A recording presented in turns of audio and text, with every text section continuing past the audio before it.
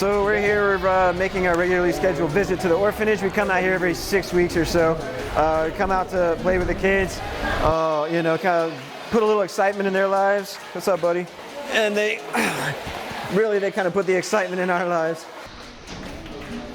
I mean, obviously it's enjoyable to look at these kids and see how excited they are to come see us.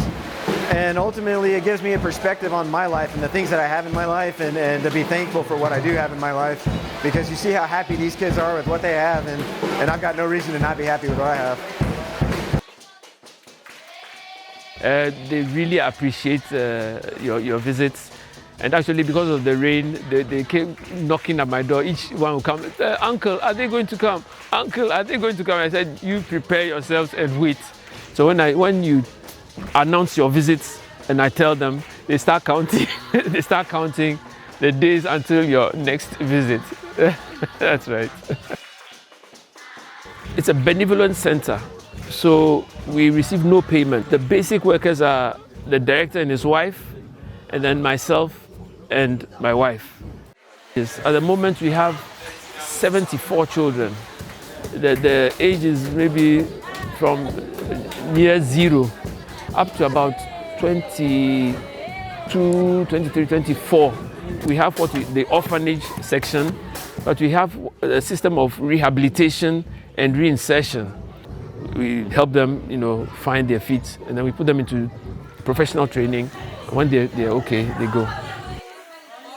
I like to cook, and so I smelled that they were cooking something, and I kind of wandered out here into their outdoor kitchen, and they explained to me that they were making maíz, which is corn that's been ground up, and it looks a little bit like mashed potatoes. And it's like 3 bags per person here in this compound, and they cook it with like stew made out of either fish or other types of meat. So it was cool just to kind of see what they do for their meals.